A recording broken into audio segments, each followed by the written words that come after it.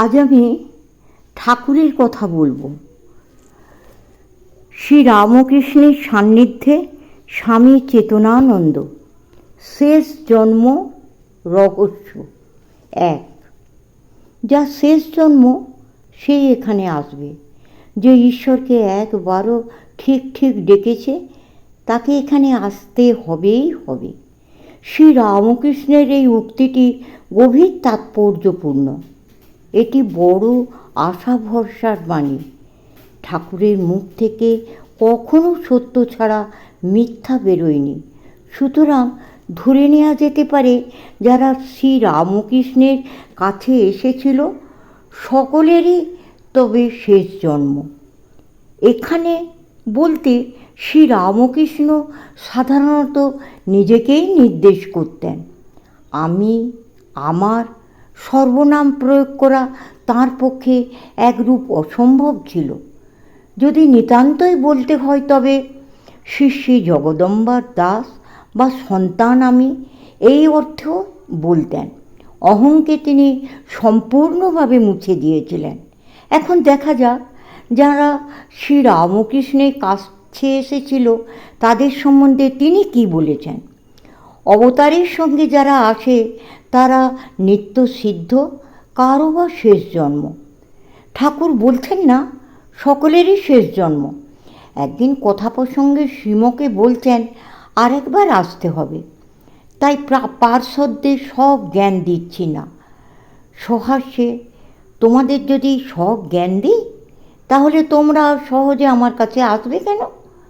ভক্তশ্রেষ্ঠ মথুর মারা গেলে পর জনৈক ব্যক্তি ঠাকুরকে জিজ্ঞাসা করেন, মৃত্যুর পর মথুরের কি হলো মশাই? তাকে নিশ্চয়ই বোধ হয় আর জন্মগ্রহণ করতে হবে না। ঠাকুর শুনে উত্তর করলেন, কোথাও একটা রাজা হয়ে জন্মেছে আর কি। ভোগবাসনা ছিল। শ্রী রামকৃষ্ণের এইরূপ নানাবিধ উক্তির দ্বারা প্রমাণিত হয় যারা তার কাছে এসেছিল সকলেরই শেষ জন্ম হয়নি। স্বামী ব্রহ্মানন্দ একবার বলেছিলেন, ঠাকুরকে দেখার পরও যাদের মন কামকাঞ্চনে আসক্ত থাকে তারা প্রকৃত শ্রী রামকৃষ্ণকে দেখেনি, তারা শ্রী রামকৃষ্ণ রূপ ভূত দেখেছে। শ্রী রামকৃষ্ণের উক্তিটিকে আমরা শাস্ত্রের দিক থেকে, বিচারের দিক থেকে, বিশ্বাসের দিক থেকে প্রভৃতি নানা দিক থেকে দেখবার চেষ্টা করব।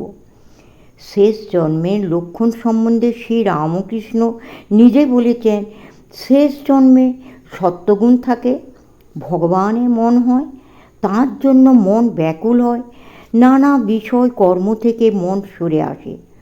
শুদ্ধ বুদ্ধি না হলে ঈশ্বরকে জানতে ইচ্ছা হয় না।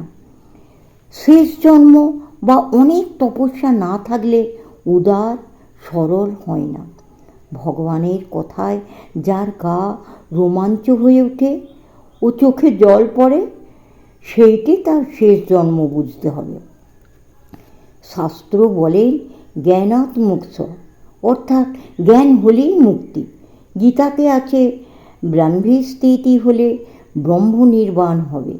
অবতারের দিব্য জন্ম কর্ম তত্ত্ব জানলে পুনর্জন্ম হবে না।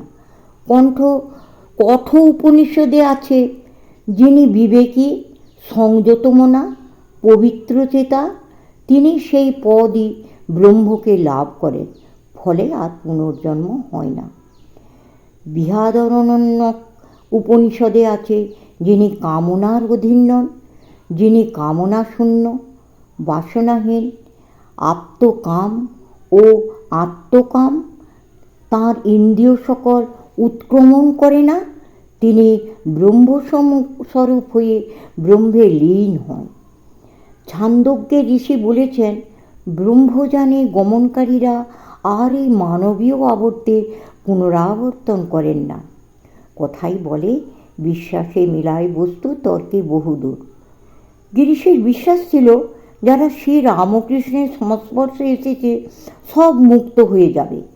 একবার কাশীপুরে ঠাকুরের গোলা থেকে পুঁজ রক্তাদি পড়েছে। পাত্র তখনও পরিষ্কার হয়নি। গিরিশ কাশীপুরে এলে ঠাকুর ইঙ্গিতে দেখিয়ে বলেন, আবার বলে অবতার। গিরিশ বিনা দ্বিধায় বলল, এবারে এসব খেয়ে কীট পিপীলিকা পর্যন্ত উদ্ধার হয়ে যাবে, তাই এই রূপ। আর একবার স্বামী অখণ্ডানন্দ কথা প্রসঙ্গে বলেন, দেখো গিরিশবাবুর ঠাকুরের প্রতি কি প্রগাঢ় বিশ্বাস ছিল। একদিন একজন ঠাকুরের পিগদান পুকুরে ধুতে গিয়েছিল, যেমনি পিগদানের গয়ের পুকুরে ফেলেছে অমনি এক ঝাঁক মাছ এসে গয়েরগুলো কপ কপ করে খেয়ে ফেলল। তাই না শুনে গিরিশবাবু গদগদভাবে বললেন, আহা, মাছগুলো তরে যাবে রে, মাছগুলো তরে যাবে, মাছগুলোর এই শেষ জন্ম। দেখ দেখি কত বড় বিশ্বাসের কথা। ভক্তপ্রবর রামচন্দ্র দত্তের বিশ্বাস ছিল, যারা ঠাকুরকে দেখেছে তারা সব মহাভাগ্যবান এবং তাঁর কৃপায় তরে যাবে। একবার যুবক হরিপদ পরবর্তীকালে স্বামী বোধানন্দ রামবাবুকে বলেছিল, শ্রী রামকৃষ্ণদেবকে তো অনেক মাঝি মাল্লাও দেখিয়াছে, তাহাদের কি হইয়াছে? রামবাবু রেগে উত্তর দেন, পাষণ্ড, তুই শ্রী রামকৃষ্ণদেবের দ্বারে ভিক্ষুক, আর কিনা বলিতেছিস তাহাকে মাঝি মাল্লারা দেখিয়াছে, তাহাদের কি হইল? নিশ্চয় জানবি যে যে মাঝি মাল্লা সুকৃতিবশত তাহার শ্রীমূর্তি দর্শন করিয়াছে তাহারা তোর চেয়ে অনেক ভাগ্যবান। এখন বিচারের দিক থেকে দেখতে গেলে জানা যায় পুনর্জন্মের কারণ কামনা বাসনা। যার কামনা বাসনা নেই সে মুক্ত এবং এই তার শেষ জন্ম। ভর্জিত বীজের যেমন অঙ্কুরোদ্গম হয় না, তেমনি বাসনা শূন্যের আর নবজন্ম হয় না। স্বামী শারদানন্দ ঠাকুরের শেষ জন্মের উপর উক্তিটির একটা যুক্তিপূর্ণ ব্যাখ্যা লীলা প্রসঙ্গে করেছেন। ঠাকুর উহা আমাদিগকে স্বয়ং অনেক সময় বলিতেন, যার শেষ জন্ম সেই এখানে আসবে, যে ঈশ্বরকে একবারও ঠিক ঠিক ডেকেছে তাকে এখানে আসতে হবেই হবে। কথাগুলি শুনিয়া কত লোক কত কি যে ভাবিয়াছে তা বলিয়া উঠিয়া দায়।